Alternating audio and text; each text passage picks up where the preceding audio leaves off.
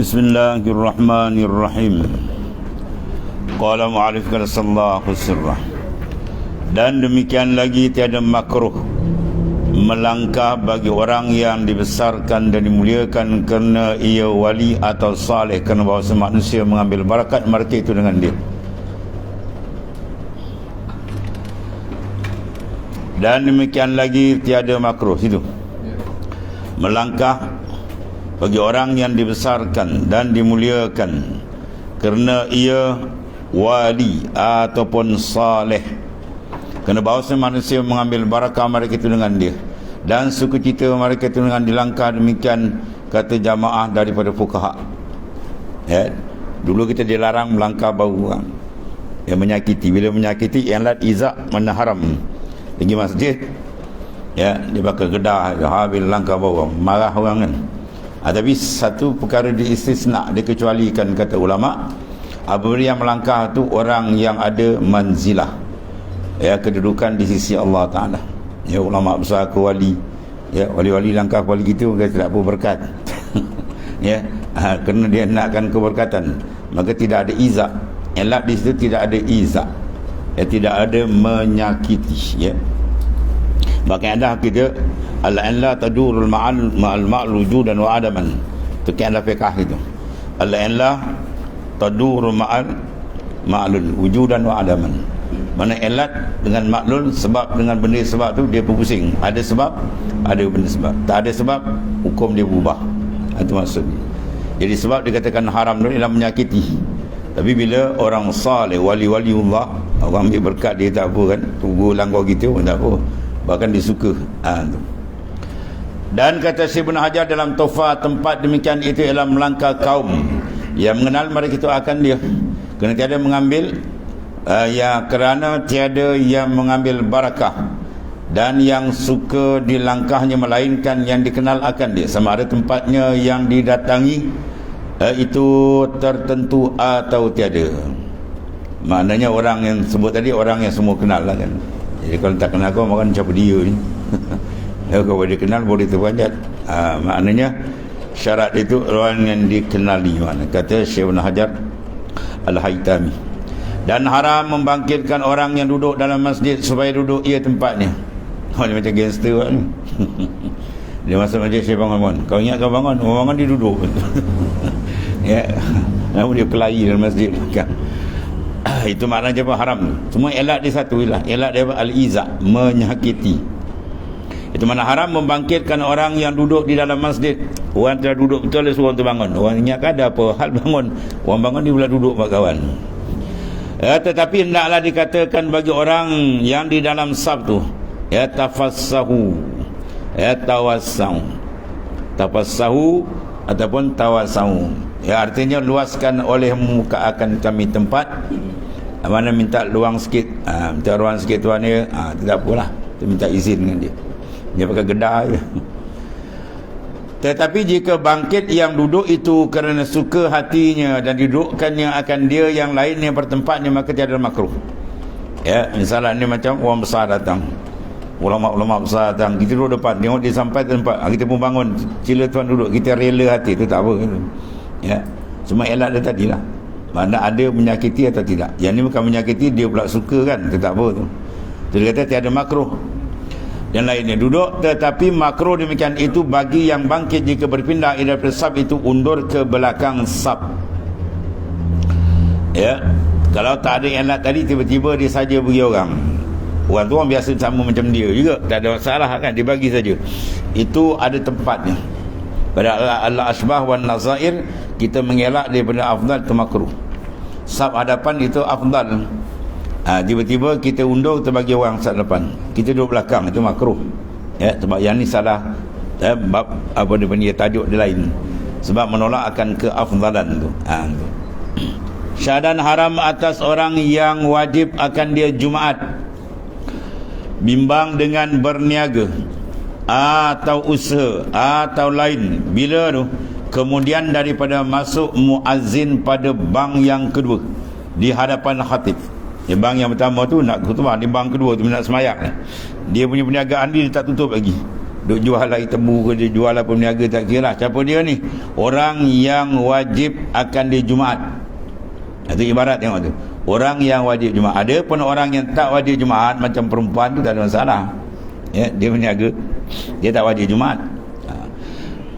Itu tak kena atas dihukum. Yang ni kena orang yang wajib Jumaat, laki-laki yang dah balik, kemudian orang yang mustautin, yang menjadi anak watan ataupun dikira Jumaat, ataupun orang yang bermukim yang dengar suara azan, maka wajib dia menunaikan Jumaat walaupun tidak dikira sebagai ahli Jumaat. Ya, sebab orang mukim dia tak kira ahli Jumaat, tapi dia wajib Jumaat sebab dia dengar suruhan azan.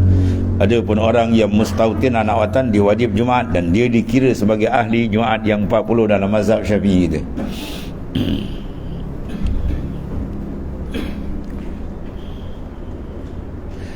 Syahadan haram atas orang yang wajib akan di Jumaat bimbang dengan berniaga. Apa makna bimbang? Dia maknanya masyghul, ataupun dipanggil apa? Sibuk sehingga dia meninggalkan Jumaat. Atau usaha dia, tak kira berniaga, dia usaha ke apa, segala kerja dia atau lain. Bila kemudian daripada masuk muazzin pada bang yang kedua, azan yang kedua tu, di hadapan khatib, sebab nak semayang tu. Dan makruh bimbang dengan berniaga atau lainnya kemudian daripada gelincir matahari.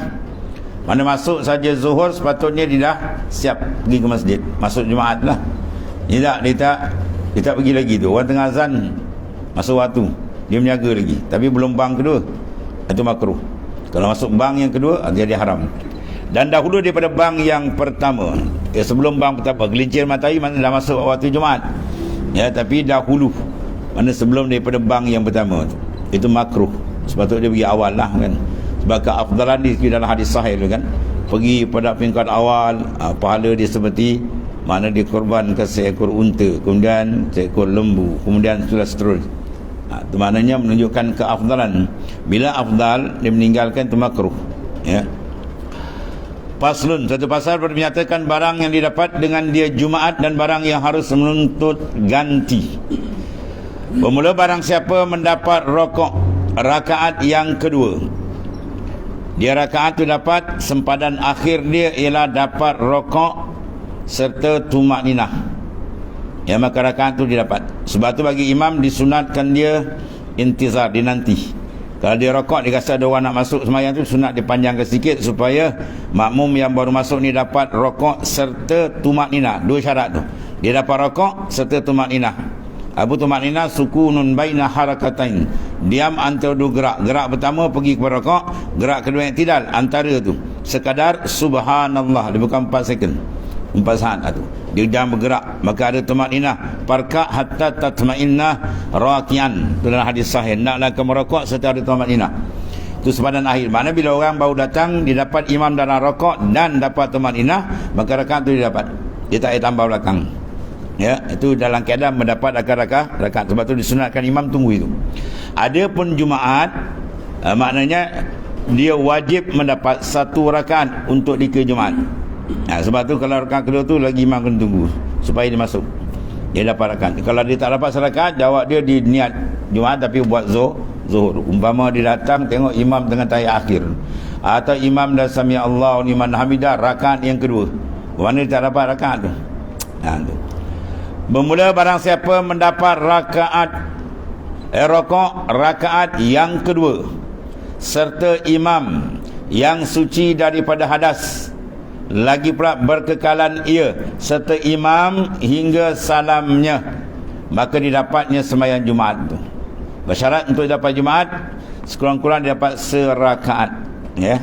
Maka hendaklah ia berdiri membawa serakaat lagi kemudian daripada salam imam, dan dibacanya Fatihah dan surah dengan nyaring. Tu mana baca surah dengan nyaring tu sunat lah.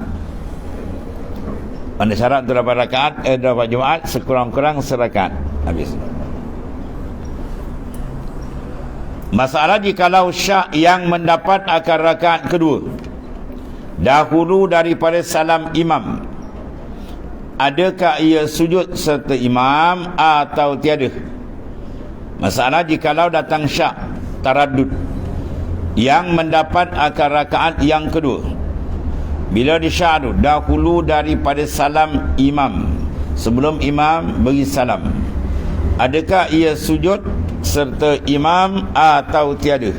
Naklah ia sujud dan disempurnakan akan dia Jumaat. Macam-macam tafekah. Sebelum imam beri salam, dia datang syak. Ya. Syak apa dia? Adakah ia sujud serta imam? Mana sujud tadi dia buat tak? Tu. Ini mungkin boleh jadi begitu. Tapi nak lebih menerangkan dia punya apa, tasrih masalah ni, mungkin berlaku pada masalah syarat sujud tu, dia syak. Ya, sujud yang kedua dengan imam tadi kan, dia pun bangkit saja, imam nak beri salam, belum beri salam baca tahiyat kan, dia datang syak apa, sujud dia tadi ada tumakninah tidak? Itu contoh. Itu boleh taswir mudah sikit lah. Kalau kita tak sujud terus, pelik juga kan. Dua imam sujud tak sujud, rasa nak taswirkan gambar tu, masalah tu agak nadir. Cuma syak tu pada masalah syarat sujud. Syarat sujud apa dia? Tumakninah. Tiba-tiba sujud akhir dengan imam tadi, bila imam bangkit dia pun bangkit, jadi datang syak. Ada tumakninah tidak? Ada tumakninah tidak? Ada main begitu. Ya, sebelum imam bagi salam tu. Maka jawab dia apa? Hendaklah ia sujud. Ya, dia pergi sujud balik. Dan kemudian disempurnakannya akan dia Jumaat. Ya, sah, tak ada masalah tu. Atau syak ia pada demikian itu kemudian dari salam imam. Tadi imam sebelum beri salam, sama-sama tengah baca tahiyat, dia datang syak. Ada tumakninah tidak? Tumakninah tidak. Itu tak ada masalah. Dia pergi sujud balik, bangun balik, baca tahiyat. Masalah kedua, dia syak tu kemudian daripada salam imam. Imam pun beri salam aja, dia pun datang syak. Tadi dia sujud ada tumakninah tak dengan imam tadi? Maknanya sujud dia sah atau tidak? Sah atau tidak? Dia main begitu. Kemudian dia bersalam imam. Jawab dia, naklah disempurnakan akan dia zuhur. Zuhur ni tadi. Nak sempurnakan dia zuhur kerana tiada dapatnya serakaat imam. Ni masalah apa ni? Orang yang datang kendian tadi. Orang yang dapat serakaat tadi ya. Kalau masalah orang yang datang ada dapat 2 rakaat akhir tu tak ada masalah. Ya, cuma dia pergi tambah rokok, dia balik sujud balik lah.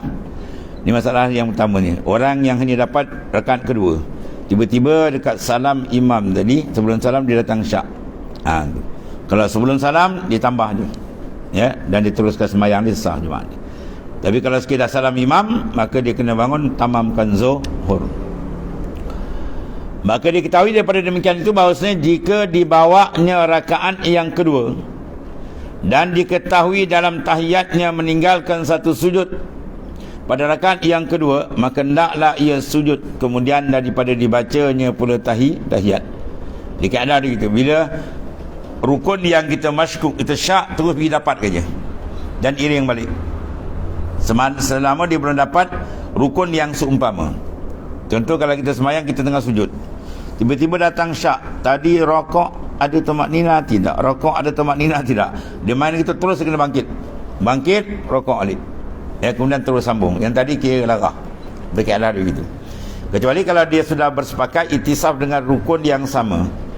Dalam rokok, dia mari syak, datang syak, rokok rakaat sebelum tadi yang telah buat tu. Ya, ada tumakninah atau tidak, maka rokok ni ganti.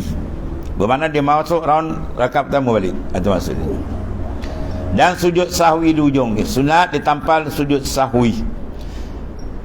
Dan hasillah Jumaatnya, dan jika diketahui dalam tahiyatnya meninggalkan satu sahwi dalam rakaat yang pertama atau syak ia, pada demikian itu luputlah akan dia Jumaat dan hasillah baginya satu rakaat daripada zuhur. Ya. Dan jika diketahui dalam tahiyat meninggalkan satu rukun, bukan sahwi tu, la'alal munasib, satu rukun, bukan sahwi, meninggalkan satu rukun dalam rakaat yang pertama atau syak pada demikian itu rukun itu, buat tidak, jawab dia luput akan di Jumaat dan hasil bagi dia satu rakaat pada zuhur. Ya. Mas'alatun, jika mendapat seorang orang yang masbuk, jika mendapat orang yang masbuk akan imam kemudian diperokok rakaat yang kedua, jika dapat orang masbuk, orang yang datang lewat, akan imam didapat tu kemudian daripada rakaat yang kedua.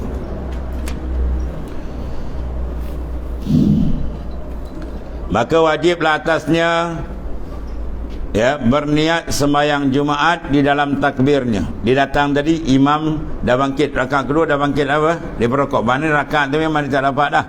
Jumaat pada zahir ni memang dia tak dapat, sebab dia tak dapat satu rakaat pun. Tetapi wajib atas menyempurnakannya dengan zuhur.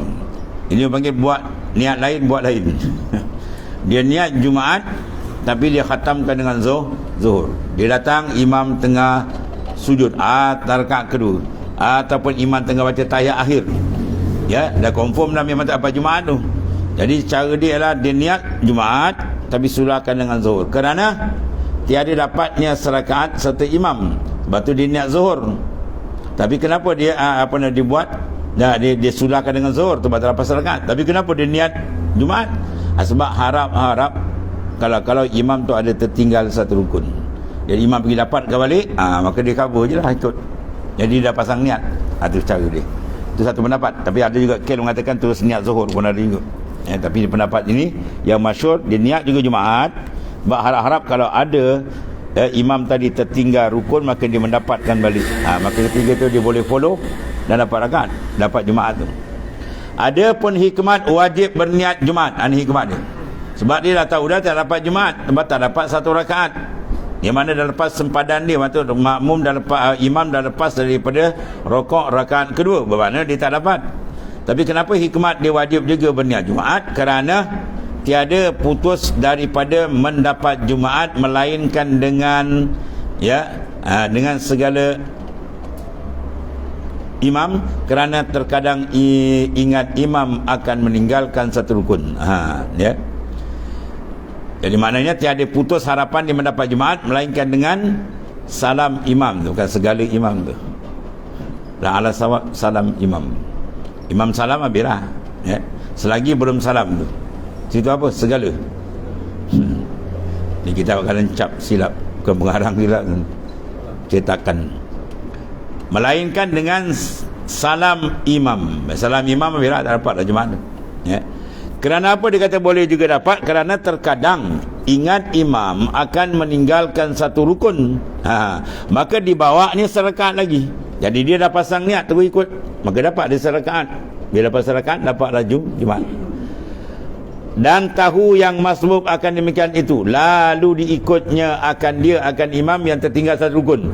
Mana tertinggal, mana rukun dipatah balik, maka didapatnya Jumaat serta imam. Itu hikmat, walaupun maknanya dia telah nyata pada zahir tak dapat Jumaat, sebab tak dapat serakaat, imam dah tahiyat akhir dah. Tu hikmat dia niat juga Jumaat. Kalau imam habis tak ada apa, disambung zuhur. Kalau imam ada kes tadi, imam pusing balik, tertinggal rukun satu rukun ke, maka dia boleh ikut terus dan dapat satu rakaat, dapat Jumaat. Kemudian sebermula apabila berhadas imam Jumaat, apabila berhadas imam Jumaat, mana batal sembahyang dia, atau batal sembahyangnya lah dengan lain daripada hadas, misal seperti keluar darah hidung, atau barang sebagainya, wajiblah atas imam atau makmum menjadikan seorang akan ganti dia. Jadi bagi imam kalau nak keluar ada kes dia batal, maka dia kena tunjuk seorang bawa ke depan, tunjuk itu, dia orang pergi ke depan, ataupun makmum tadi dia pergi ke depan seorang dan ganti imam. Jika batal sembahyang imam pada rakaat yang pertama, dan jika batal ia imam pada rakaat yang kedua, maka sunat bagi dia menjadikan gantinya. Rakaat pertama kalau dia batal, bermakna dia wajib letak ganti. Kalau tidak, tak sah Jumaat. Bersatu rakaat pun tak dapat kalau semuanya seorang-seorang. Tapi kalau rakaat kedua, masing-masing dah dapat satu rakaat, bermakna dah dapat satu rakaat, Jumaat sudah dapat, maka dia boleh terus sembahyang sendiri. Tapi kalau dia letakkan imam, itu sunat. Itu sunat. Itu masalah ni berlaku satu teka-teki yang masyhur, kan? Orang di rumah batal sembahyang, orang di masjid batal juga. Mana orang di rumah terkentut. Dia ada orang di masjid terkentut, orang di rumah batal sembahyang. Ini masalah dia. Dia sembahyang ngam-ngam 40 orang. Ya, 40 orang. Jadi seorang tadi masuk rakaat kedua dia 4 rakaat. Baru dia tak tahan. Nak buang air sangat ni. Takut dia terbuang air dalam masjid kan. Dia pun habiskan rakaat kedua, dia pun terus 4 rakaat, dia terus sembahyang habiskan rakaat 1 rakaat. Kemudian dia balik. Bila dia balik, sembahyang dia tu muallaq, tergantung. Ya, sebab syarat sah Jumaat mesti 40 sampai salam. Sekarang dia dah pergi balik dulu sebab dia tak tahan dia, tapi serakaat dia dah dapat. Jadi dia 4 rakaat, dia masuk serakaat, lagi habiskan, dia balik. Bila balik tinggal 39. Kalau 39 tu tak ada masalah, semua sampai salam, okey. Tapi kalau ada 39 tu batal sembahyang, jawab dia kena beritahu dia. Sembahyang awak pun batal. Ya pasal buat 39 ada seorang tadi ceci. Tak sempat salam, dia pula batal sembahyang. Tu maknanya. Ya.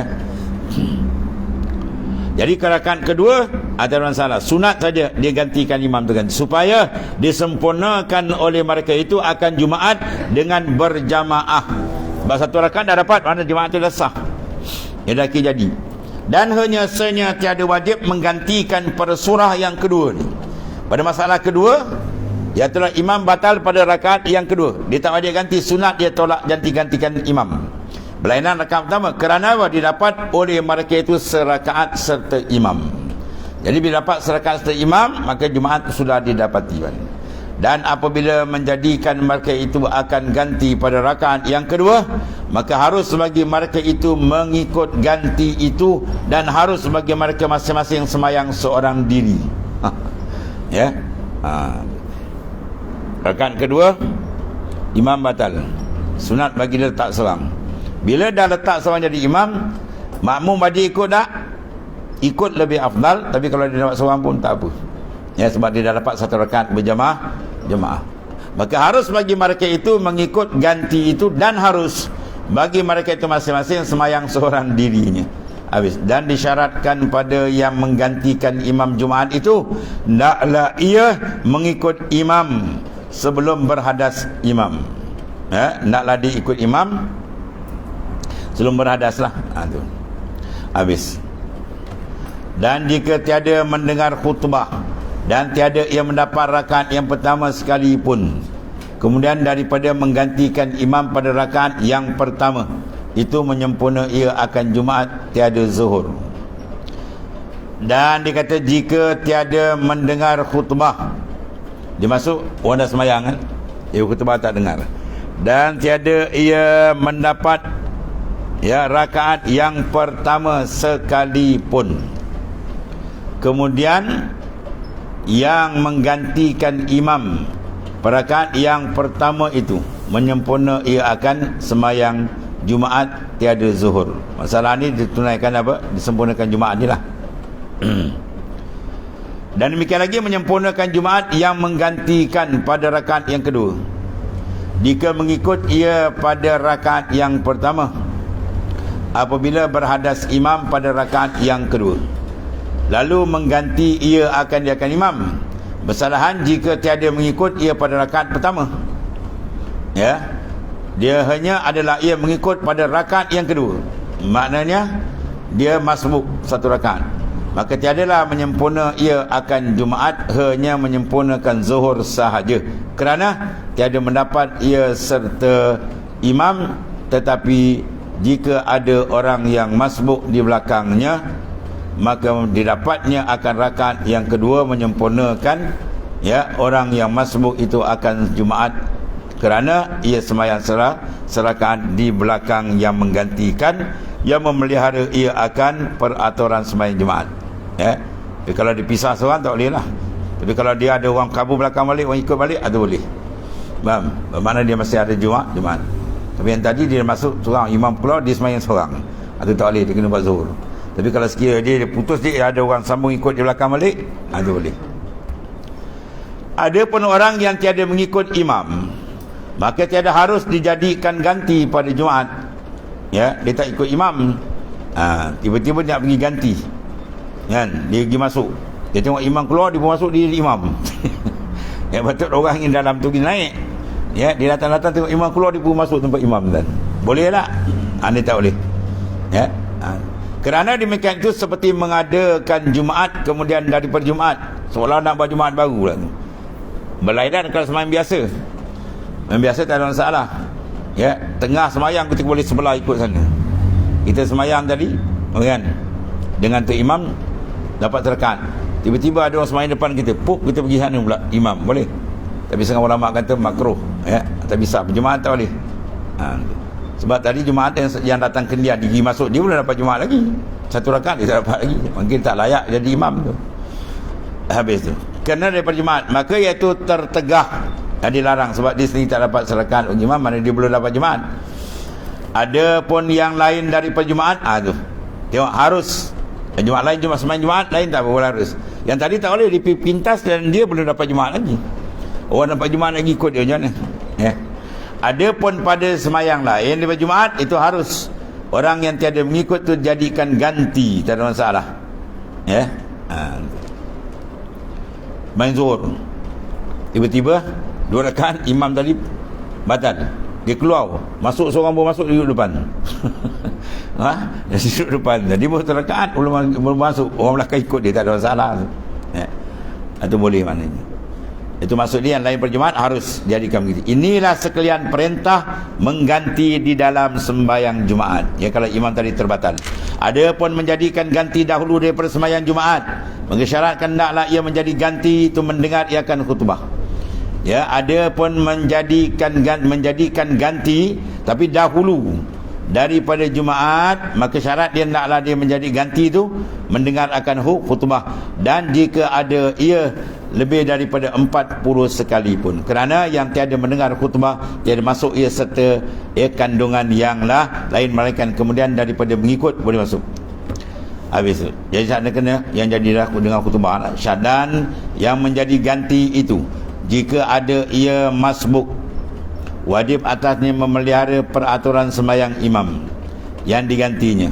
Maka apabila dikerjakan serakaat oleh yang menggantikan, wajiblah atasnya duduk sekadar meluruskan sekurang-kurang tahiyat.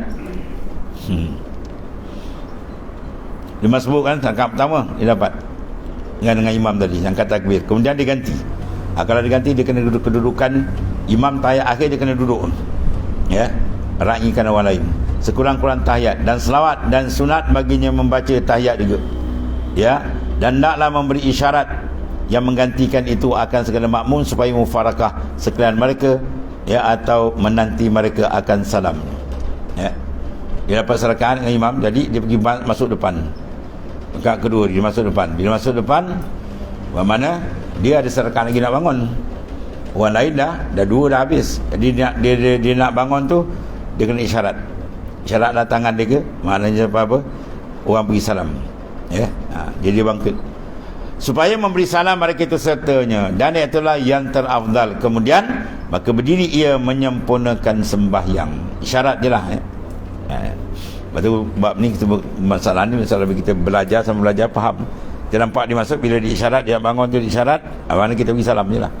Ya, tu. Jangan diisyarat dengan mulut belakang. Salam gitu. Dia bangun mampu semayang, batal semayang pula.